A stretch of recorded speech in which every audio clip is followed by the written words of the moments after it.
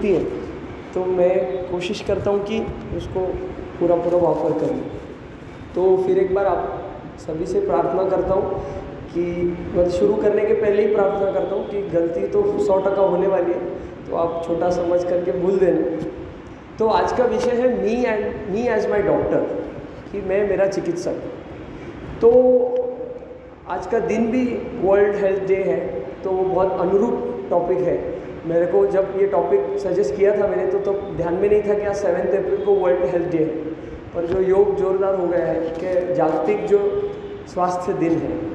तो यहीं से शुरुआत होती है कि आरोग्य और निरोगी, मतलब जो हमारा प्रिवेंटिव मेडिसिन का विषय है, उसमें सबसे पहला है डेफिनेशन कि हेल्थ मतलब डिसीज़ फ्री रहना, बीमारी से मुक्त रहना, मतलब आरोग्य रहना, आरोग्यमय रहना ऐसा नहीं है।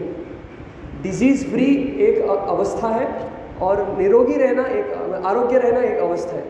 तो health is not just being disease free, ये हमारा कि मेरा कुछ दुखता नहीं है तो मैं स्वस्थ हूँ, ये बात जो हम समझते हैं ये बात ऐसी नहीं है।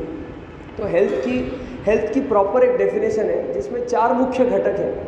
पहला है फिजिकल वेलबींग, दूसरा है मेंटल वेलबींग, तीसरा है सोशल वेलबींग, और चौथा जो बहुत सारे लोग मानते नहीं मानते पर वो बाय डिफ़ॉल्ट आना ही आना है, चाहे वो कोई भी धर्म का हो, कोई भी परंपरा का हो, कि स्पिरिचुअल वेलबींग। तो फिजिकल वेलबींग के ऊपर सबसे ज़्यादा फोकस है, और फास्ट फॉरवर्डेड लाइफ में अभी धीरे धीरे मेंटल हेल्थ के ऊपर भी बहुत सारे चर्चे हैं।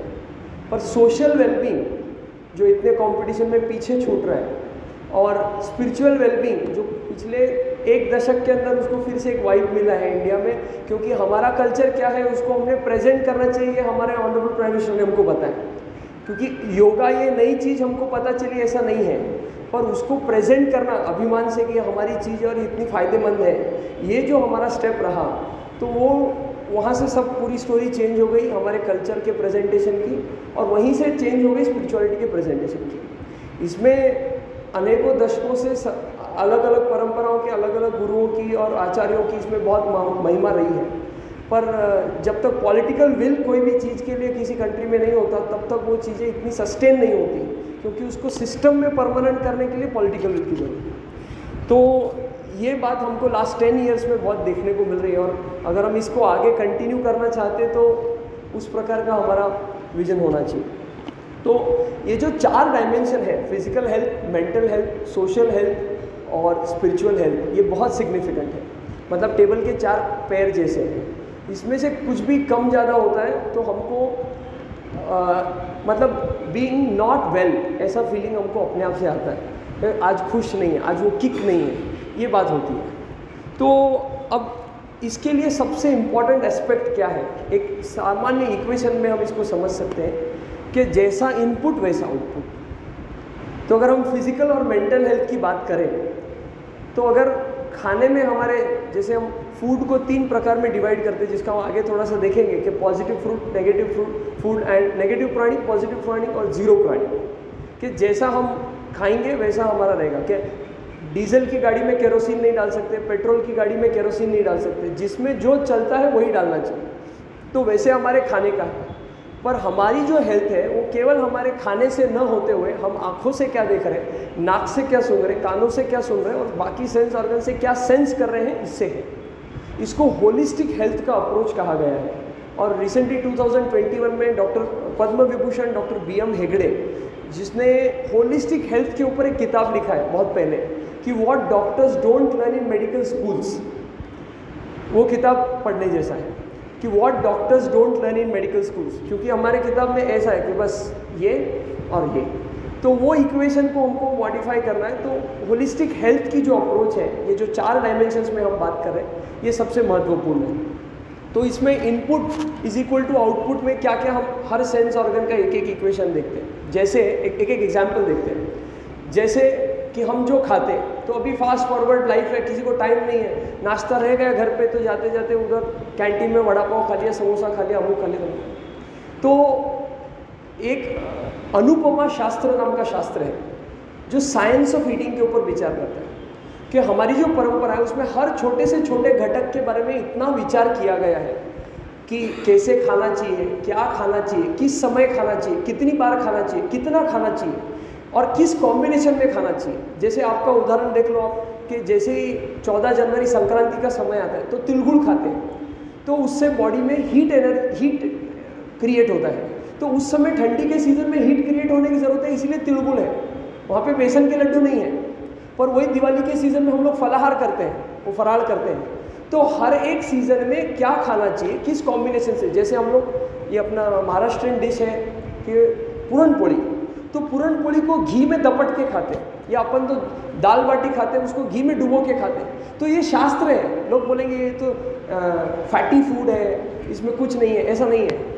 इनफैक्ट डॉक्टर हेगड़े तो ये बोलते हैं more the cholesterol merrier the life. उन्होंने एक स्टडी भी किया, फ्रांस के एक old age home, ladies old age home में स्टडी किया कि जहाँ पे ये हमारा मेडिकल साइंस आज की ये सब बातें बिल्कुल नहीं मानेगा, क्योंकि हम तो रेफरेंस वैल्यू देखते हैं कि बीपी 140 दवाई चालू, उसके पीछे का बैकग्राउंड हम नहीं स्टडी करते। और ये होलिस्टिक अप्रोच के बाहर है। क्यों? क्योंकि हमारा जो तख्ता है दवाइयों का, उसमें कि 140 के ऊपर है मतलब स्टेज 1 हाइपरटेंशन है, आप उसको दवाई चालू करो।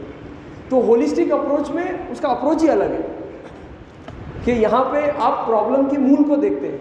वो हमको डॉक्टर एडवाइस करते हैं नमक कम खाओ, स्ट्रेस फ्री रहो, पर वो बस उतने पुरता रहता है, पर वो दवाई चालू हो जाती है। जिस चीज़ के ऊपर ज़्यादा ध्यान होना चाहिए वो नहीं होता है। तो more the cholesterol merrier the life का क्या है, वहाँ पे नॉर्मली कोलेस्ट्रॉल 200-250 के ऊपर है तो हम दवाई चालू कर देते हैं, स्टैटिन्स चालू कर देते हैं। वहाँ पे 600-800 ये पब्लिश किया था उन्होंने पेपर, पर मेरे को नहीं मिला क्योंकि वो मार्केट का सब ये है, पर उनके स्पीचेस हैं और वो कोट करते हैं रेफरेंसेस, तो इसीलिए शायद उनको पद्मश्री भी मिला, पद्म भूषण भी मिला और पद्म विभूषण भी मिला, because he is a doctor with holistic approach. He is a DM cardiologist, he is more than 85 years of age, he belongs to Mangaluru, he was ex-president of Manipal University, chancellor, but इतना उनको मतलब being a cardiologist, आज हम कोई cardiologist का सर्वे करते हैं उनको पूछेंगे cholesterol is more than 250 what do you advice, so he will say I will start with statins.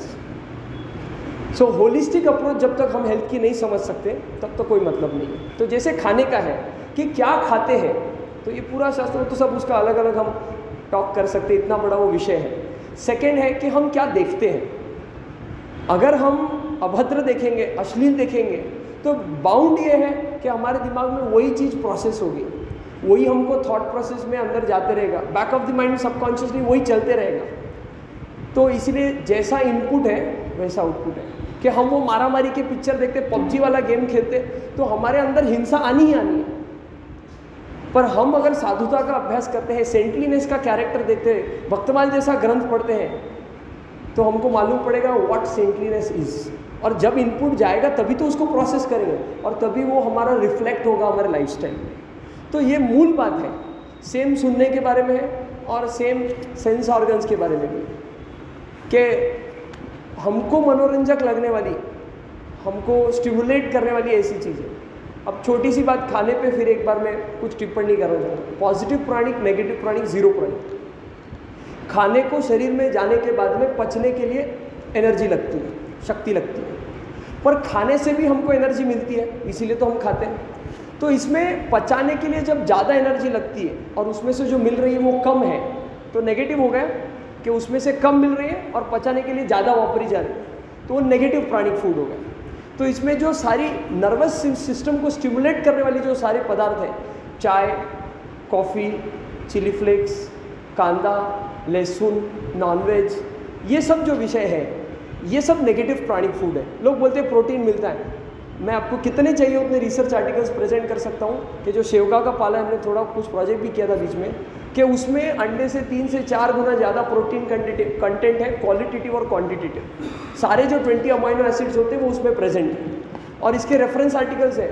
और हाइट कि इंडिया एक्सपोर्ट करती है फॉरेन कंट्री को, WHO ने यूज़ किया है माल नरिशमेंट को उसको कॉम्बैट करने के लिए, पर इंडियन मार्केट में उसको वाव नहीं है क्योंकि नॉनवेज इंडस्ट्री बंद है। तो ये व्हाट इज़ रॉन्ग और व्हाट इज़ राइट, इसके बजाय व्हाट इज़ वर्थ, इसके ऊपर हमारा विचार होना चाहिए input is equal to output के संदर्भ में हमारे लिए, कि हम घाटे का अगर धंधा नहीं करते हैं तो when it comes to health तो हमने विचार करना चाहिए कि हम किस प्रकार का उसका डील करना चाहिए।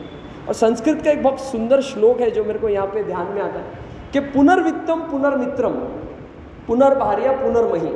पुनर्वित्तम मतलब पैसे, कि पैसा फिर से मिल सकता है।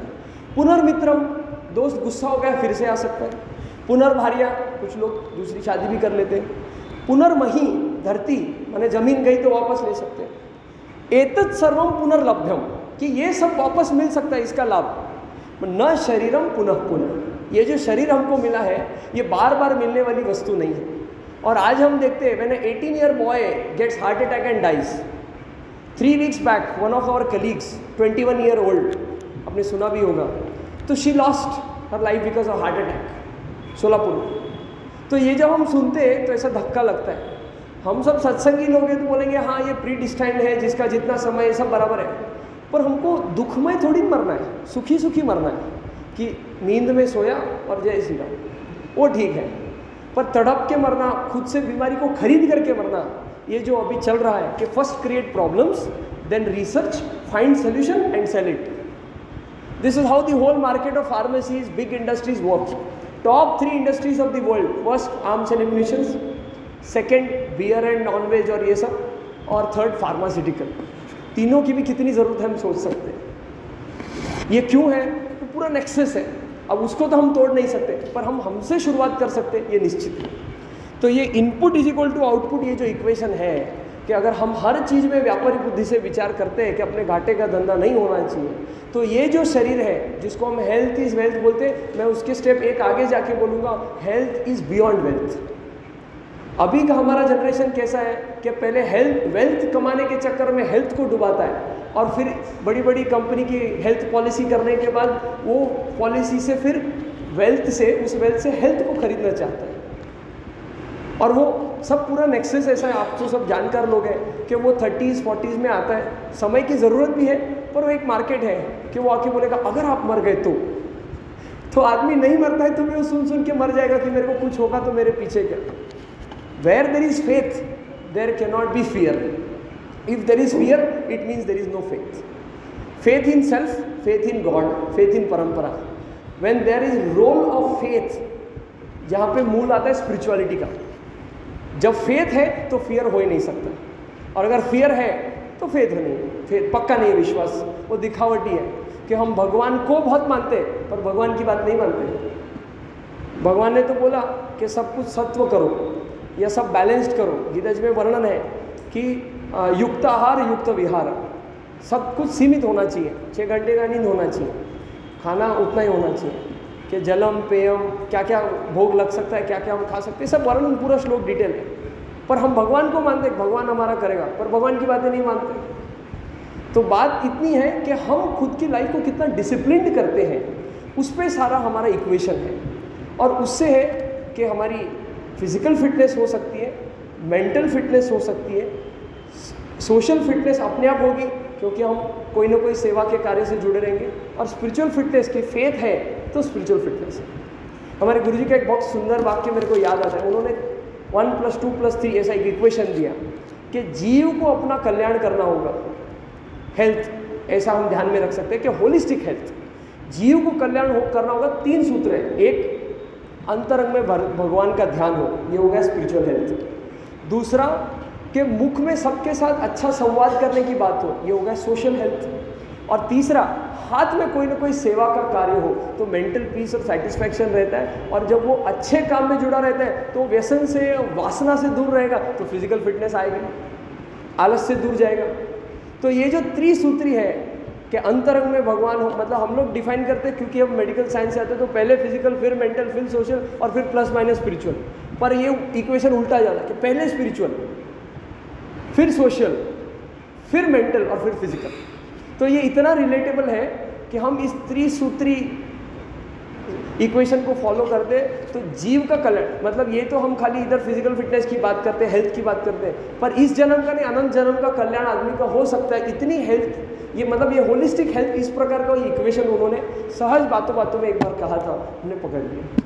तो कहने का यही बात है कि इस प्रकार से अगर हम हमारे लाइफ में डिसिप्लिन रखते हैं, और इसमें किसी को बताने की बात ही नहीं, खुद का फ़ायदे वाली बात है, तो अगर हम अच्छी वाली डील करते हैं तो हम जितने भी दिन जिएंगे सुखी रहेंगे। ये उसके पीछे का मुद्दा है।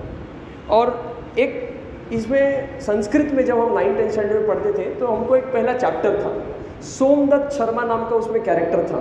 और वो बहुत बड़ा नगर सेठ था तो वो बहुत बीमार रहता था। तो वैद्य को बुलाया, तो वैद्य ने बोला मैं नहीं आता, और उसको बोला कि अगर आपको मेरे से ट्रीटमेंट लेना है तो there are some terms and conditions. तो टर्म्स एंड कंडीशंस उसने क्या बोला, पहला सुबह जल्दी उठना पड़ेगा, मैं खाली सुबह सुबह मिलता हूँ। दूसरा कि तेरे को चल के आना पड़ेगा, तू गाड़ी से नहीं आ सकता। तीसरा, आते आते तेरे को झरा लगेगा, वाटरफॉल, उसमें तेरे को नहा के आना पड़ेगा। और चौथा कि आएगा तो मेरे इधर जो खाने को दिया जाएगा केवल वो खाएगा, तू खा के नहीं आएगा। तो अब आपको समझ गया कि उसकी लाइफस्टाइल बिगड़ी हुई थी, उसको बराबर उसने जचा दिया और वो आधा उधर ही ठीक हो गया। मतलब ऐसा उस स्टोरी का कहने का मतलब है कि संस्कृत और संस्कृति में ये सब बात है, हमको उसमें विश्वास रखना है तो हमारी होलिस्टिक हेल्थ पूरी डेवलप हो जाएगी। और एक बात, एक जस्ट फॉर इंफॉर्मेशन कि एक रिसर्च आर्टिकल यूएस में हुआ, लगभग 3-4 यूनिवर्सिटी ने मिलकर ये रिसर्च किया, उसको पब्लिश किया। क्या पब्लिश किया कि यूएस में जब हम प्रिस्क्रिप्शन लिखते हैं तो प्रिस्क्रिप्शन में नीचे एक एडवाइस लिखते हैं वो लोग। मतलब ये प्रिस्क्रिप्शन जब उनको मिले, उन्होंने स्टडी किया तो आश्चर्यचकित बात थी कि प्रिस्क्रिप्शन में जो बीमारी के लिए जो भी दवाई है उसके साथ उन्होंने एडवाइस लिखा 2 hours of social service every week. ये आपको मिल जाएगा नेट पे, 2 hours of social service every week. कि जब हम निस्वार्थ भाव से कोई काम करते हैं, ये डॉक्टर एपीजे अब्दुल कलाम का भी वाक्य कि whenever you give something you feel happy, whenever you give something you feel happy. तो इस सोशल सर्विस से हम सब जुड़े हुए, रोटरी का तो मूल ही बात वो है सोशल सर्विस का। तो ऑलरेडी हम उसमें उस सिस्टम में ढल गए हैं कि वो एडवाइस करते हैं कि 2 hours of social service every week that will enhance your health. तो ये बहुत उल्लेखनीय बात है। तो बस यही सबसे प्रार्थना है कि ये जो हम सारी छोटी सी संक्षिप्त में हमने चर्चा की है, जिसको हम अगर सत्संग से जोड़े तो कालक्षेप कहते हैं कि काल का सदुपयोग करें और कुछ जानकारी आपस में लें। वैसे आप पहले ही मैं बोल चुका हूँ कि आप जानकार हो, क्योंकि आप अनुभव उम्र दोनों से मेरे से ज़्यादा हो, पर जितना मैं थोड़ा बहुत पढ़ा हूँ या मेरे को एक उत्सुकता है एक्सप्रेस करने की, वो दास ने कहने का प्रयत्न किया है। तो आप सभी से केवल ये प्रार्थना है कि हमको कलता सबको है पर वळता नहीं है, ये कॉमन बात देखी है। उसमें उम्र का ऑब्लिगेशन नहीं है, क्योंकि वो स्वभाव होता है, इंस्टिंक्ट होता है। तो हम हमारे घर में भी ये देखते हैं, पर एक मर्यादा आती है कि हम बड़ों को इस प्रकार से केवल आग्रह कर सकते हैं, बाकी कुछ नहीं, और उनके हित के लिए। दूसरा, वैसे डॉक्टर देखा जाए तो कोई डॉक्टर ऐसा एडवाइस नहीं करेगा ये मत करो, तो धंधा बंद हो जाएगा पर धंधे की चिंता नहीं, क्योंकि फील्ड में बहुत सारी बीमारियाँ जो आती रहती है जाती रहती है, वो कोई विषय ही नहीं है। पर हमारी सोसाइटी की हेल्थ है तो हमारे नेशन का प्रोग्रेस है। और इसमें एक 6 लाइनर है जो 4 साल पहले सहज लिखा गया था, जो मैं आपको सुनाना चाहता हूँ कि ये हेल्थ की जो अप्रोच है, ये सोसाइटी के वेलबींग में, ये जो अभी हम जो चर्चा कर रहे हैं, सोसाइटी के वेलबींग में कैसे कंट्रीब्यूट करती है। कि where there is integration of concepts there is key to the door of intelligence, where there is key to the door of intelligence there is application of knowledge, where there is application of knowledge there is synchrony in the treatment, जो holistic approach की हम बात करें। Where there is synchrony in the treatment, there is fitness of the patient. Where there is fitness of the patient, there is well-being in this, well-being in their society. And when there is well-being in the society, there is progress of the nation.